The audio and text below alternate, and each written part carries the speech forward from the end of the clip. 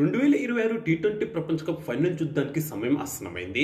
మరికొన్ని గంటల్లో ప్రపంచ కప్ ట్రోఫీ కోసం భారత్ న్యూజిలాండ్ మధ్య భీకర యుద్ధం జరగబోతుంది. యుద్ధం అంటే ప్రస్తుతం అమెరికా, ఇజ్రాయెల్, ఇరాన్ మధ్య జరుగుతున్నట్టుగా బాంబుల దాడులతో జరగదు. క్రికెట్ మైదానం అనే పుణ్యభూమిలో భారత్ న్యూజిలాండ్ జట్లు బ్యాటు బాల్తో యుద్ధం చేయబోతున్నాయి. ఈ యుద్ధంలో రక్తపాతం, చావుకేకలు అసలే ఉండవు. జనాల ఏడుపులు అంతకు మించి ఉండనే ఉండవు. అమెరికా అధ్యక్షుడు డొనాల్డ్ ట్రంప్ పాటించకపోయినప్పటికీ తరచుగా ఆయన తన మాటల్లో చెప్పే శాంతి మార్గంలో మాత్రమే ఈ యుద్ధం ఉంటుంది. బ్యాటర్లు సిక్స్లు, ఫోర్లు బాదుతుంటే, బౌలర్లు వికెట్లు తీస్తుంటే, ఫీల్డర్లు కళ్ళు చెదిరే క్యాచ్లు అందుకుంటుంటే అభిమానుల సంబరాలు ఆకాశాన్ని అంటుతాయి. కెవ్వుమనిపించే అభిమానుల కేరింతలకు అవధులే ఉండవు. మొత్తంగా క్రికెట్ ప్రపంచంలో ఆదివారం రాత్రి 7 గంటలకు ఓ పెద్ద పండగే తిరగబోతుంది. తుది పోరులో తలపడిన భారత్, న్యూజిలాండ్లలో ఏ జట్టు ట్రోఫీ అందుకున్నా అంతిమంగా గెలిచేది మాత్రం క్రికెటే. నెల రోజులుగా అభిమానులు విశేషంగా అలరిస్తున్న 2026 టీ20 ప్రపంచ కప్ అంతిమ దశకు చేరుకుంది. అహ్మదాబాద్లోని నరేంద్ర మోడీ స్టేడియం వేదికగా ఫైనల్ పోరులో భారత్, న్యూజిలాండ్ జట్లు తలపడనున్నాయి. ఈ పోరులో భారత్ గెలిస్తే తొలిసారి ఆతిథ్య జట్టు టీ20 ప్రపంచ కప్ గెలిచినట్టు అవుతుంది. అంతేకాకుండా వరుసగా 2 సార్లు టీ20 ప్రపంచ కప్ గెలిచిన ఏకైక జట్టుగా చరిత్ర సృష్టిస్తుంది. దీంతో పాటు అత్యధికంగా 3 సార్లు టీ20 ప్రపంచ కప్ గెలిచిన జట్టుగా కూడా టీమిండియా తిరుగులేని ఆధిక్యంలో నిలుస్తుంది. ఒకవేళ న్యూజిలాండ్ గెలిస్తే మాత్రం ఆ జట్టు తొలిసారి ప్రపంచ కప్ ట్రోఫీని అందుకుంటుంది. ఎందుకంటే వన్డే ఫార్మాట్లో కానీ టీ20 ఫార్మాట్లో కానీ ఇప్పటి వరకు కివీస్ ఒక్కసారి కూడా ప్రపంచ కప్ గెలవలేదు. అలాగని కివీస్కు ఫైనల్ అయిన అనుభవం లేదని భావిస్తే మాత్రం అది పొరపాటే అవుతుంది. ఆ జట్టు ఇప్పటి వరకు 2 వన్డే ప్రపంచ కప్ ఫైనల్స్, ఒక టీ20 ప్రపంచ కప్ ఫైనల్ ఆడింది. అంటే టీ20 ప్రపంచ కప్లో న్యూజిలాండ్కి ఇది 2వ ఫైనల్, వన్డేలను కూడా కలుపుకుంటే 4వ ఫైనల్. భారత్ విషయానికి వస్తే టీ20 ప్రపంచ కప్లోనే మనకి ఇది 4వ ఫైనల్. వన్డే ప్రపంచ కప్లోనూ 4 సార్లు ఫైనల్స్ ఆడింది. అంటే మొత్తంగా భారత్కి ఇది 8వ ప్రపంచ కప్ ఫైనల్. అయితే ఈ ఫైనల్ గెలిచేందుకు ఏ జట్టుకు ఎక్కువ అవకాశాలు ఉన్నాయో ఈ వీడియోలో మాట్లాడుకుందాం. ముందుగా ఆతిథ్య టీమిండియాకు ప్రపంచ కప్ గెలవడానికి ఉన్న అవకాశాల గురించి మాట్లాడుకుందాం. మ్యాచ్ వేదికైన అహ్మదాబాద్లోని Narendra Modi stadium home ground కావడమే టీమిండియాకు అతిపెద్ద బలం. నిజానికి 2023 ప్రపంచ కప్ ఫైనల్, ఈ ప్రపంచ కప్ సూపర్ 8లో సౌత్ ఆఫ్రికాతో జరిగిన మ్యాచ్లను తలుచుకుని మనం భయపడుతున్నాం. కానీ ఈ 2 మ్యాచ్లను పక్కన పెడితే ఈ మైదానంలో భారత్కు మిగతా రికార్డులు బాగానే ఉన్నాయి. ఈ మైదానంలో మొత్తంగా 10 టీ20 మ్యాచ్లు అయిన టీమిండియా ఏకంగా 7 మ్యాచ్లు గెలిచింది, 3 మాత్రమే ఓడిపోయింది. అలాగే వన్డేల్లో ఇక్కడ 20 మ్యాచ్లు అయిన టీమిండియా 11 గెలిచి 9 ఓడిపోయింది. దీంతో ఓవరాల్గా టీమిండియా ఆధిక్యంలోనే ఉంది. అలాగే హోమ్ గ్రౌండ్ కావడంతో స్టేడియానికి వచ్చే ప్రేక్షకులంతా దాదాపు ఇండియాకే సపోర్ట్ చేస్తారు.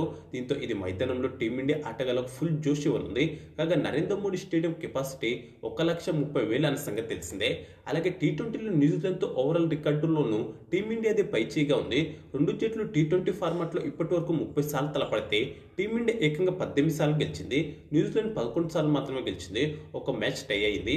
2 జట్ల మధ్య చివరిగా జరిగిన టీ20 సిరీస్ను కూడా భారత జట్టు 4-1తో సునాయాసంగా గెలుచుకుంది. దీనికి తోడు ప్రస్తుతం మన జట్టు మంచి ఫామ్లో ఉంది. 2024 టీ20 ప్రపంచ కప్ గెలిచినప్పటి నుంచి మన జట్టు ఒక్క టీ20 సిరీస్ కూడా ఓడిపోలేదు. ఇంటా బయట ఎక్కడ టీ20 సిరీస్ జరిగినా సరే టీమిండియానే విజేతగా నిలిచింది.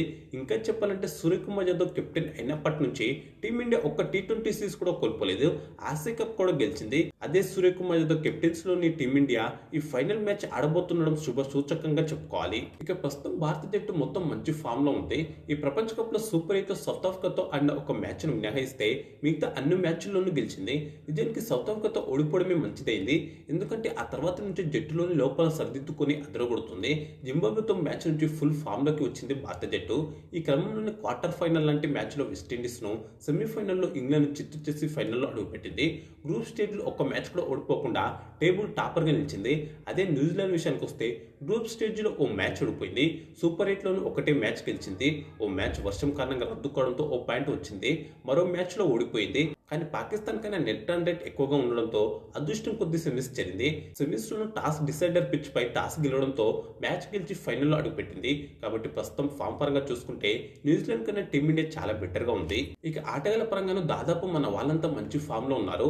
వరుసగా 2 మ్యాచ్ల్లో భారీ ఇన్నింగ్స్ లాడి ప్లేయర్ ఆఫ్ ది మ్యాచ్లు గెలుచుకున్న సంజు సామ్సన్ ఫామ్ గురించి ప్రత్యేకంగా చెప్పనవసరం లేదు. ఇషాన్ కిషన్, సూర్యకుమార్ యాదవ్, తిలక్ వర్మ, శివం దూబే, హార్దిక్ పాండ్యా ఫామ్ లోనే ఉన్నారు. గత 2 మ్యాచ్ల్లో వీళ్ళు భారీ ఇన్నింగ్స్ లో ఆడకపోయినా కీలకమైన పరుగులు చేశారు. ఎవరు కూడా వచ్చి రాగానే సింగిల్ డిజిట్ గా పేలువని చేరడం లేదు. టీమ్ గా ఆడుతున్నారు. ముఖ్యంగా వికెట్ల కోసం చూడకుండా మన బ్యాటర్లంతా వేగంగా పరుగులు చేస్తున్నారు.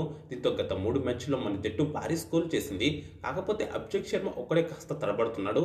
అయినప్పటికీ వచ్చిన నష్టం ఏం లేదు. ఇప్పటికే నెట్స్ లో అభిషేక్ శర్మ చాలా కష్టపడుతున్నారని వార్తలు వస్తున్నాయి. అతను ఒకసారి ఫామ్‌లోకి వచ్చాడంటే వార్ వన్ సైడ్ అవుతుంది. పైగా అభిషేక్ ఉండడంతోనే మన టాప్ 3 బాగా సెట్ అయింది. అయితే ఇక్కడ ఒక సెంటిమెంట్ కూడా మనకు అనుకూలంగా ఉంది.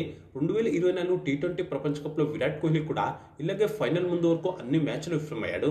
కానీ సడెన్‌గా ఫైనల్‌లో భారీ ఇన్నింగ్స్ ఆడి టీమిండియాని గెలిపించాడు. ఈ ఫైనల్‌లో అభిషేక్ శర్మ అలాగే రాణిస్తాడని టీమ్ మేనేజ్మెంట్ నమ్మకంగా ఉంది. ఇక బౌలింగ్‌లో పేస్ గన్ జస్ప్రీత్ బుమ్రా ఉండనే ఉన్నాడు. నిజానికి గత 2 మ్యాచ్‌ల్లో బుమ్రా తప్ప మిగతా బౌలర్లంతా భారీగా పరుగులు ఇచ్చారని మనం మాట్లాడుకుంటున్నాం. కానీ అవి 2 కూడా బ్యాటింగ్ పిచ్‌లు అనే సంగతి మర్చిపోతున్నాం. బ్యాటింగ్ పిచ్‌లపై మన జట్టు భారీ స్కోర్లు చేసి గెలిచినప్పుడు అవే బ్యాటింగ్ పిచ్‌లపై ప్రత్యర్థులు ఆ మాత్రం పోరాడకుండా ఉంటారా చెప్పండి. అందుకే మిగతా బౌలర్లు పరుగులు ఎక్కువగా ఇచ్చారు. కానీ కీలక సమయాల్లో వికెట్లు తీశారనే సంగతి మర్చిపోకూడదు. అయితే వాళ్ళు ఫైనల్‌లో ఇంకా బాగా బౌలింగ్ చేయాలని ఆశిద్దాం. ముఖ్యంగా వరుణ్ చక్రవర్తి అదరగొట్టాలని కోరుకుందాం. పైగా ఈ మైదానంలో వరుణ్‌కు మంచి రికార్డులు ఉన్నాయి. ఇక మన బుమ్రా అంటారా, ఆయన గురించి తెలిసిందే కదా. పిచ్చి పరిస్థితులు ఎలా ఉన్నా సరే బుమ్రా బౌలింగ్‌లో పరుగులు రావడం చాలా కష్టం. కాబట్టి మొత్తంగా మన జట్టు అయితే చాలా బాగుంది. అలాగే సెమీస్‌లో మాత్రం ఫైనల్‌లోనూ మన వాళ్ళు మంచి ఫీల్డింగ్ చేస్తే టీమిండియాకు ఇక తిరిగి ఉండదు. ఇక ఈ ఫైనల్‌లో మనల్ని బాగా భయపెడుతున్నది అహ్మదాబాద్ పిచ్ ఎలా ఉండబోతుందనే అంశం. ఎందుకంటే 2023 ప్రపంచ కప్ ఫైనల్లో సూపర్ 8లో టీమిండియా ఓటమికి పిచ్ వన్ సైడెడ్‌గా ప్రవర్తించడం, టాస్ మ్యాచ్ ఫలితాన్ని నిర్ణయించడం వంటివి మన ఓటమికి ప్రధాన కారణాలు. ఎందుకంటే అప్పుడు నల్లమట్టితో తయారు చేసిన పిచ్ మీద మ్యాచ్ నిర్వహించడం వల్ల టాస్ గెలిచిన జట్టే మ్యాచ్ గెలిచింది. కానీ ప్రస్తుతం అందుతున్న సమాచారం ప్రకారం ఇప్పుడు అలాంటి పరిస్థితి లేదు. ఈ మ్యాచ్లో టాస్ మ్యాచ్ ఫలితాన్ని నిర్ణయించే అవకాశాలు లేవు. ఎందుకంటే ఈ మ్యాచ్కు ఎర్రమట్టితో తయారు చేసిన పిచ్ను ఉపయోగిస్తున్నారు, అంటే బ్యాటింగ్ పిచ్. ఈ పిచ్ మీద బ్యాటింగ్ ఎప్పుడు చేసినా బాగా ఆడిన జట్టే గెలుస్తుంది. ఉదాహరణకు సెమీఫైనల్లో భారత్ ఇంగ్లాండ్ ఆడిన వాంకడి పిచ్ లాగా అన్నమాట. ఆ పిచ్ మ్యాచ్ మొత్తం ఒకేలా ఉండటంతో 2 జట్లు కూడా చివరి వరకు పోరాడాయి. ఒత్తిడిని తట్టుకొని బాగా ఆడిన భారత జట్టే గెలిచింది. కాబట్టి ఈ ఫైనల్ మ్యాచ్ కూడా ఇలాగే ఉండబోతుంది. అదే జరిగితే భారత్కు మంచి విషయంగా చెప్పుకోవాలి. ఎందుకంటే ప్రస్తుతం న్యూజిలాండ్ కంటే అన్ని విధాల టీమిండియానే కాస్త బలంగా కనిపిస్తుంది. సెంటిమెంట్ పరంగాను టీమిండియాకు సానుకూల అంశాలు కనిపిస్తున్నాయి. కారణాలు ఏవైనా 2023 ప్రపంచ కప్ ఫైనల్, ఈ ప్రపంచ కప్ సూపర్ 8 మ్యాచ్ సమయంలో స్టే చేసిన ఐటీసీ నర్మదా హోటల్లో కాకుండా ప్రస్తుతం తాజ్ స్కై లైన్ హోటల్లో భారత్ జట్టు బస చేస్తుంది. అలాగే మైదానంలోని ఒత్తిడి ఎక్కువ పడకుండా హోమ్ టీమ్ డ్రెస్సింగ్ రూమ్ కాకుండా విజిటింగ్ టీమ్ డ్రెస్సింగ్ రూమ్ ను టీమిండియా యూజ్ చేసుకోబోతుంది. అలాగే ఐసీసీ నాకౌట్స్లో టీమిండియాకు బ్యాడ్ లక్గా భావించే రిచర్డ్ కెటిల్ బరో ఈ మ్యాచ్కు ఎంపైర్గా లేడు. దీంతో ఎటు చూసిన ఈ ఫైనల్ మ్యాచ్లో టీమిండియానే హాట్ ఫేవరెట్గా కనిపిస్తుంది.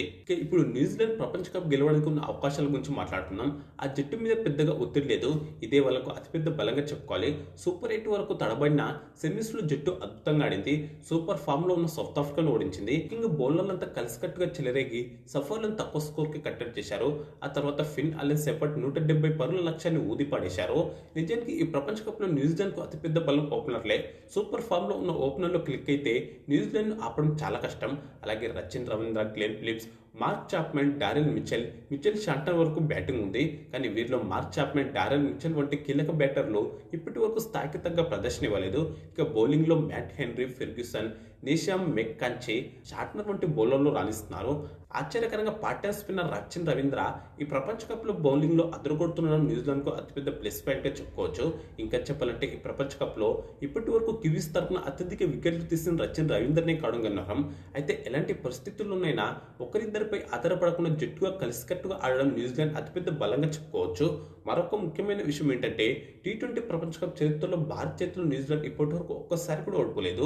ఇప్పటి వరకు 2 జట్లు అయిన 3 మ్యాచ్ల్లోనూ కివీసే గెలిచింది. ఇక ఈ ఫైనల్ మ్యాచ్ పిచ్ మీద టాస్ ఇంపార్టెంట్ కాకపోవడంతో న్యూజిలాండ్ కు కూడా శుభ సూచకంగానే చెప్పుకోవాలి.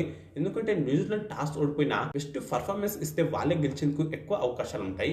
అయితే నాకౌట్స్ లో ఓడిపోవడం అనే గత రికార్డులు మాత్రం న్యూజిలాండ్ కాస్త ఆందోళన పరిచే అంశంగానే చెప్పుకోవాలి. అయితే ఒక్క మాటలో చెప్పాలంటే మాత్రం గతం ఎలా ఉన్నా, ప్రస్తుతం ఫామ్ ఎలా ఉన్నా మ్యాచ్ రోజు ఫైనల్ ఒత్తిడిని తట్టుకుని బాగా ఆడిన జట్టే గెలుస్తుంది. మరి రెండింటిలో ఫైనల్ చేరేందుకు ఏ జట్టుకు ఎక్కువ అవకాశాలు ఉన్నాయంటే మాత్రం మీకు ఇప్పటికే అర్థమైపోయి ఉంటుంది. ఈ మ్యాచ్ లో గెలవడానికి న్యూజిలాండ్ కన్నా భారత్కే ఎక్కువ అవకాశాలు ఉన్నాయి. నేనైతే ఈ మ్యాచ్ లో గెలిచేందుకు భారత్కు 70% అవకాశాలు, న్యూజిలాండ్కు 30% అవకాశాలు ఉన్నాయని చెప్తాను. మరి మీ దృష్టిలో ఈ ఫైనల్ మ్యాచ్ లో ఏ జట్టు గెలుస్తుందో తప్పకుండా కామెంట్ చేయండి. అలాగే వీడియోకు లైక్, షేర్ చేసి ఛానల్ను సబ్స్క్రైబ్ చేసుకోండి.